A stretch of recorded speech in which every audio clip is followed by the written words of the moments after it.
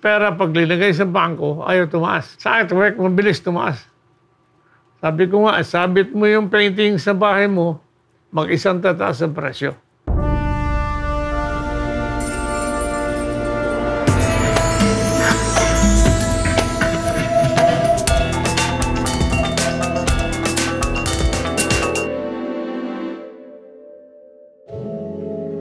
Ang abstract, ginagawang accent sa bahay. Yung dekorasyon mo sa bahay, alam mo, pagpasok mo, itong living room, kailangan may isa. Itong kabila, kailangan merong katapat. Yung hallway, kailangan may nakasabit. So, eventually, pati kwarto. Kaya, nag-uso ang G-clip print. Ang G-clip print, computer-generated print yan. Na kunan mo ng retrato painting, ipaprint mo sa G-clip, kukopyahin ng G-clip machine ang painting. Eksakto. Either on paper, on canvas, on wood, or on ceramics. Sa tagal ng pagpipinta ko, sa mga composition, makikita mo yung gusto mo. Pagka tama ang accent, tama ang contrast, tama ang ng proportion, then permahan mo yung painting mo. Mga bata ngayon exposed sa cellphone lang nakikita ang daming YouTube reference. In fact, maraming style sa painting galing sa YouTube. Ang digital art, malaking bagay kasi doon mo makikita kung kabisado mo ang computerized process. Maraming improvement matuturo sa iyo ang digital art. Reference mo nandun sa anatomy especially. I started from Samar.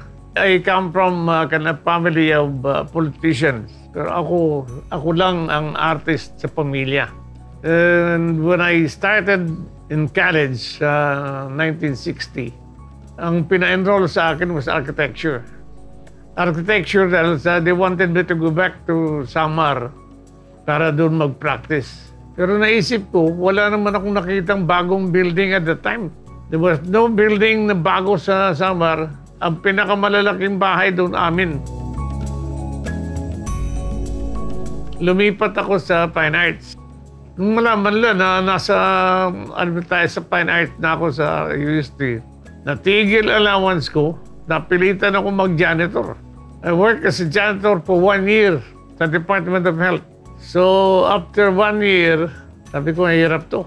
Magko-concentrate ako sa trabaho sa advertising. So I work with Larry Tronco and Montepar.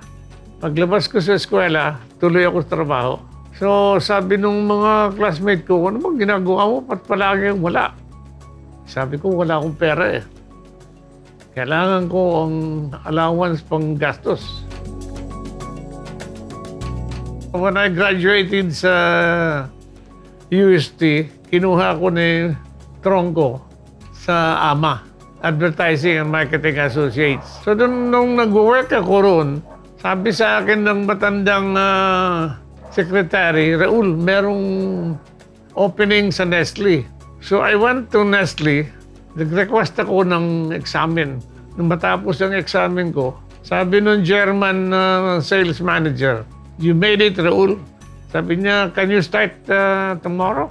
Sabi ko, wait, I still have to resign from my job. Kapunta ako sa AMA, nag-resign ako. The following day, pagbalik ko, akala ko, advertising pa rin ang trabaho papasukin ko. Binigyan ako ng susi, ng truck. Sabi ko, why do I need a truck? Sabi ko, what did it take? You made it, sabi sa akin, you made it at a sales test. You're a salesman. Sabi ko, my goodness. Tinanggap ko ang assignment sa Metro Manila. Isip ko, hindi na ako makakapagpinta. Sabi ko, no. Umalis ako. And that's where I started sa PWU. Nagturo ako sa PWU. Yung pala, maliit na sweldo. And that is where I started sa painting. Dahil sa liit ng sweldo, napuwersa ako magpinta. Pasalamat naman ako na naging pintor ako. After 5 years, I was the head of the School of Fine Arts. Ang painting ko araw-araw.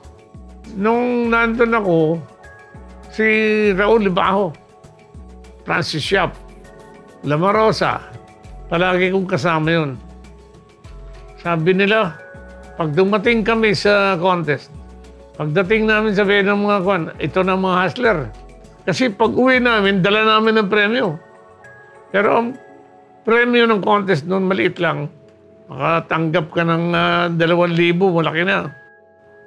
Oh, wala that time. Ang makikita mo lang mga artist, mga kwan, yung Saturday Group. Sila mang Nanding, sila mang Enting, marami yan. Sila Hoya, yun ang mga established nun eh. Yun lang ang nakikita mo sa dyaryo. Kaya sinasabi ko sa mga batang artist, magpinta kayo, sumali kayo sa national competition. Kasi pag nanalo ka, dyaryo, malalagay ka sa dyaryo. Pero huwag mo ipasok sa ulo mo. Si Bel was 1 year younger sa akin sa school. Kasi 65 ako nag-graduate. Si Bel nag-graduate 66. Ang trabaho ni Bel noon, iba-ibang opisina eh. Pero yung father niya, movie director sa pelikula, tuloy-tuloy ang production. In fact, I was offered to work nung ibang kasamahan ng father-in-law ko. Sabi, gawin natin artista itong manugang mo. Sabi ko, wag, hindi ako marunong munggon yan. But anyway, ang father-in-law ko, si Armando Garces, isang direktor ng pelikula. Maraming mga direktor at saka mga artista na nasa bahay palagi noon. Sila Eddie Garcia, sila Dolphy. Pero nung sinabing ipapasok ako sa pelikula, sabi ko, mahirap ito. Kasi maraming taga-pelikula nangungutang dun sa bahay. Ang simula ng painting ko, direct on canvas. Pag start ko, doon ko lang ginagawa ang composition. Minsan nagbabago pa ang takbo. But anyway, ang pagpipinta kasi, hindi mo maasahan na sabihin mo itong gagawin ko. Pero kung composition mismo, progressive ang pagtakbo ng painting. And pag yung focal point, makikita mo na habang ginagawa, doon mo ilalagay sa sentro o sa taas.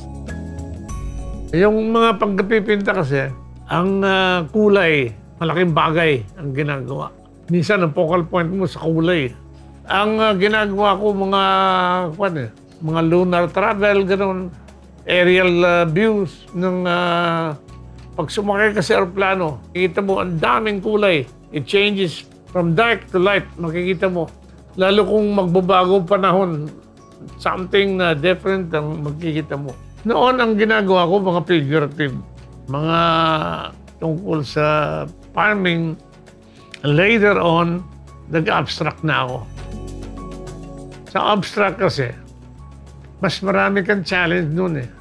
At the time, nag-open na ang abstract category sa art competition.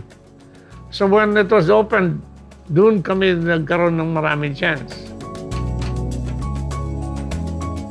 Ang acrylic kasi, para sa local weather natin, mas practical ang acrylic kasi tubig ang ginagamit. Unlike with oil, may fumes ang oil eh.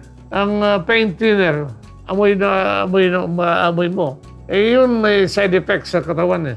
Ang marami dyan, mga ibang artist nagkasakit dahil dyan. Pero ang acrylic, for as long na marunong ka maghugas ng brush, okay yun. Ang ginagamit mo, ang acrylic madaling matuyo. Pag natuyo, hindi mo na makukuha sa kamay mo. Ang oil, pag sarado ang studio, nagpipinta ka rito, ang electric fan paharap sa'yo, that's against the principle ng toxic fumes ng medium.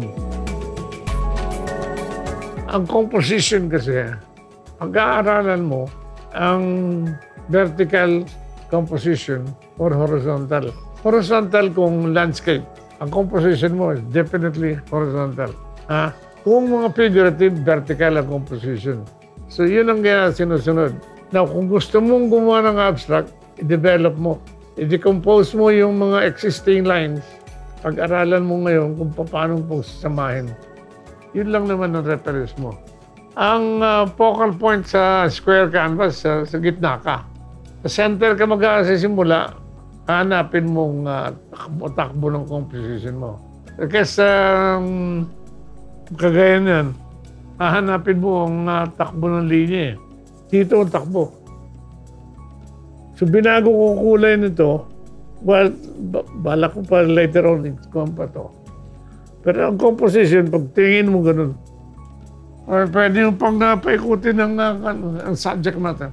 Pag ang composition mo pwede yung paikutin, then that's good. Unlike yung iba, hindi mo malaman, hanapin mo lang kung saan ka pipirma. Nung naging presidente ako ng AAP, 1982 pa. Tagal na. Pero as president, isang term lang, tama na. Kasi sabi ko, para bigyan naman ng chance yung ibang artist. Well, nung ako presidente ng AAP, the first Makati Art Festival na tinayo ko sa kanto ng Ayala at Makati Avenue, wala akong hininging pondo.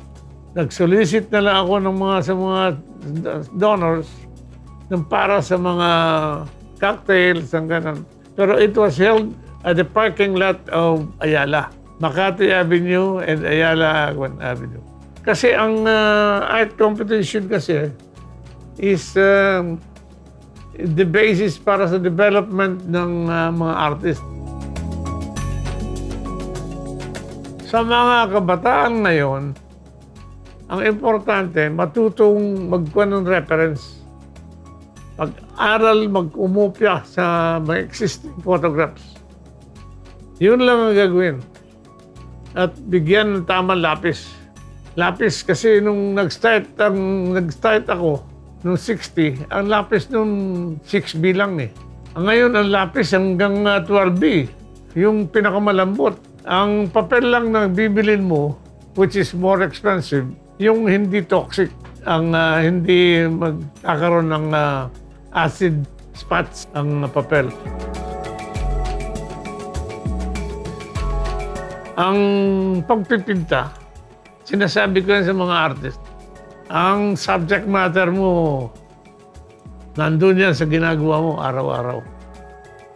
By constantly working on a subject matter na araw-araw mo ginagawa, hindi mo ma-realize yun. Yun ang style mo.